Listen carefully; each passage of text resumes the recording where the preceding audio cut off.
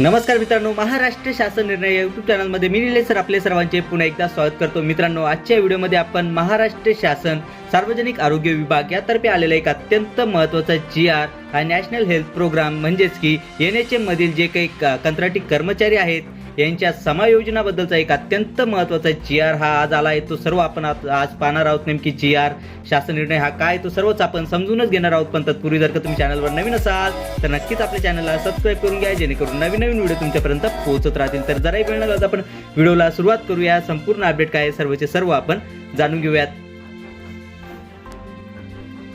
राष्ट्रीय आरोग्य अभियानाअंतर्गत कार्यरत कंत्राटी कर्मचाऱ्यांपैकी 10 वर्षे व त्यापेक्षा जास्त सेवा झालेल्या सपोर्ट स्टाफ गट ड संवर्गाच्या सेवा सार्वजनिक आरोग्य विभागातील मंजूर आकृती बंधातील नियमित सपोर्ट स्टाफ गट ड या पदावर समायोजनाने नियमित करण्याबाबतचा जो काय आहे तो अत्यंत महत्त्वाचा GR आहे मित्रांनो। मित्रांनो आपण या ठिकाणी पाहू शकता की राष्ट्रीय आरोग्य अभियानाअंतर्गत म्हणजेच की NHM अंतर्गत जे काही कार्यरत असले जे काही कंत्राटी कर्मचारी आहेत त्यापैकी ज्यांचे 10 वर्ष हे पूर्ण झाले आहेत किंवा 10 वर्षापैकी पेक्षा जास्त वर्ष हे पूर्ण झालेले आहेत अशा सपोर्ट स्टाफ गट ड संवर्गातील जे काही पदे आहेत त्यांना सपोर्ट स्टाफ गट ड या पदावर समायोजनाने नियमित करण्याबाबतचा हा जो काय आहे तो अत्यंत महत्त्वाचा GR आहे मित्रांनो। आपण या ठिकाणी पाहू शकता की महाराष्ट्र शासन सार्वजनिक आरोग्य विभाग यातर्फेचा हा जो काय आहे तो अत्यंत महत्त्वाचा GR आहे। GR दिनांक आपण या ठिकाणी पाहू शकता की 22 जानेवारी 2026 म्हणजे की आत्ताच आलेला हा अत्यंत महत्त्वाचा GR आहे। चला तर जरा वेळ न घालवता आपण याबद्दलची संपूर्ण अपडेट काय आहे सर्वचे सर्व आपण जाणून घेऊयात। मित्रांनो, सर्वप्रथम आपण या शासन निर्णयासाठीचे संदर्भ पाहूयात। यामधील सर्वात पहिला जो काही संदर्भ आहे तो म्हणजे की शासन निर्णय क्रमांक बैठक 2823 प्रत क्रमांक 430 आरोग्य 7 दिनांक 14/3/2024 असा आहे। यानंतरचा दुसरा जो काही संदर्भ आहे तो म्हणजे की शासन आदेश क्रमांक NHM 1124 प्रत क्रमांक 539 आरोग्य 7 दिनांक 2/1/2025 असा आहे। मित्रांनो, हे आपण संदर्भ पाहिले आहेत या शासन निर्णयासाठीचे। आणि आता आपण डायरेक्टली शासन निर्णय काय आहे तो आता सर्व आपण जाणून घेऊयात। शासन निर्णय राष्ट्रीय आरोग्य अभियानाअंतर्गत कार्यरत कंत्राटी कर्मचाऱ्यांच्या सेवेत समावेशन करण्याबाबतच्या संदर्भाधीन अनुक्रमांक 1 येथील शासन निर्णयाच्या अनुषंगाने संदर्भाधीन अनुक्रमांक 2 येथील आदेशान्वये राष्ट्रीय आरोग्य अभियानाअंतर्गत कार्यरत कंत्राटी कर्मचाऱ्यांपैकी 10 वर्षे व त्यापेक्षा जास्त सेवा झालेल्या सपोर्ट स्टाफ गट ड यांच्या सेवा सार्वजनिक आरोग्य विभागातील मंजूर आकृती बंधातून नियमित सपोर्ट स्टाफ गट ड या पदावर समायोजनाने नियमित करण्याबाबत शासन आदेश हे निर्गमित करण्यात आलेले आहेत। तसेच संदर्भ क्रमांक 2 येथील शासन आदेशातील अटी व शर्ती मधील क्रमांक 5 मध्ये राष्ट्रीय आरोग्य अभियानाअंतर्गत राज्यातील कार्यरत कंत्राटी कर्मचाऱ्यांपैकी 10 वर्षे व त्यापेक्षा जास्त सेवा झालेल्या कंत्राटी कर्मचाऱ्यांचे सेवा समायोजन केल्यानंतर त्यांचे वेतन निश्चिती करताना त्यांना सध्या मिळणारे मानधन व त्यावर एक वेतन वाढ मिळून नियमित वेतन श्रेणीमधील पुढील टप्प्यावर निश्चित करावे। सदर वेतन श्रेणीला शासनाची मान्यता घ्यावी असे नमूद आहे।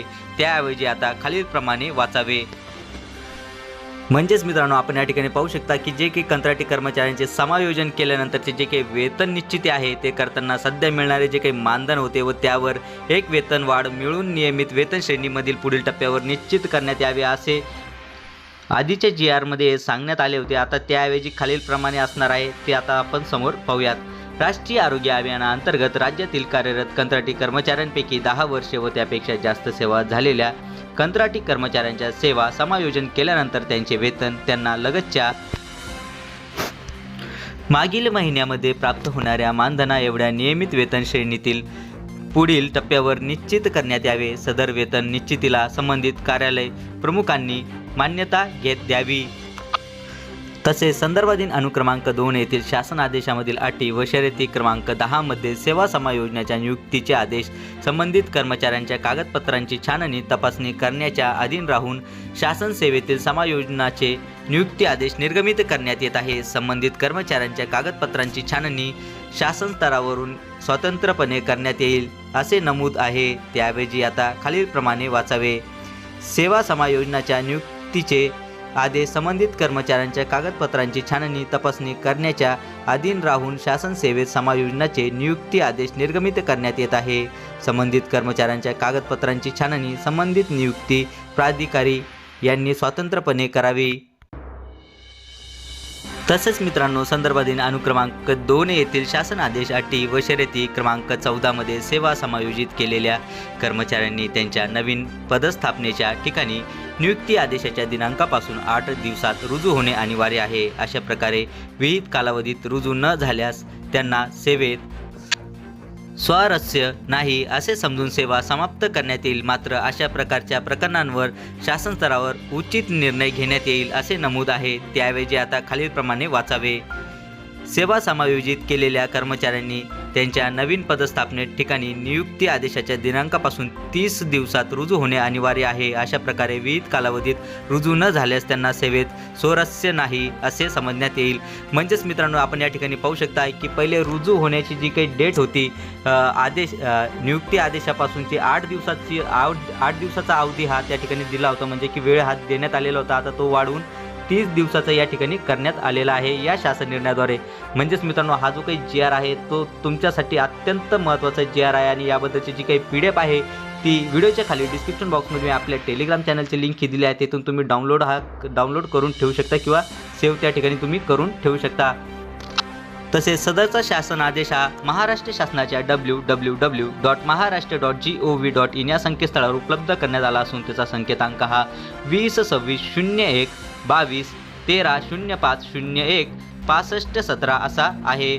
म्हणजेच मित्रांनो, हा जो काही GR आहे, शासन निर्णय आहे, हा जर का तुम्हाला डाउनलोड किंवा क्रॉस चेक हा जर का करायचा असेल तर ही जी काही आपली महाराष्ट्र शासनाची ऑफिशियल वेबसाईट आहे यावर जाऊन तुम्ही डायरेक्टली हा GR डाउनलोड करू शकता. करायला जमला नाही तरी काही हरकत नाही, व्हिडिओच्या खाली डिस्क्रिप्शन बॉक्समध्ये मी आपल्या टेलिग्राम चॅनलची लिंक ही दिली आहे. तेथून तुम्ही याबद्दलची सविस्तर PDF डाउनलोड करू शकता आणि तेथून तुम्ही सेव्हही करू शकता. चला तर मित्रांनो, आशा करतो की तुम्हाला हा जो काही GR आहे, शासन निर्णय आहे, हा सर्व समजलाच असेल आणि याबद्दलची जी काही नवीन अपडेट येत राहील ती नक्कीच मी तुमच्यापर्यंत पोहोचवत राहील. पण तत्पूर्वी जर का तुम्ही चॅनलवर नवीन असाल तर नक्कीच आपल्या चॅनलला सबस्क्राईब करून घ्या, जेणेकरून नवीन व्हिडिओ तुमच्यापर्यंत पोहोचत असतील. चला तर मित्रांनो, भेटूयात पुढच्या व्हिडिओमध्ये असंच एक नवीन अपडेटेड GR सोबत. तोपर्यंत धन्यवाद.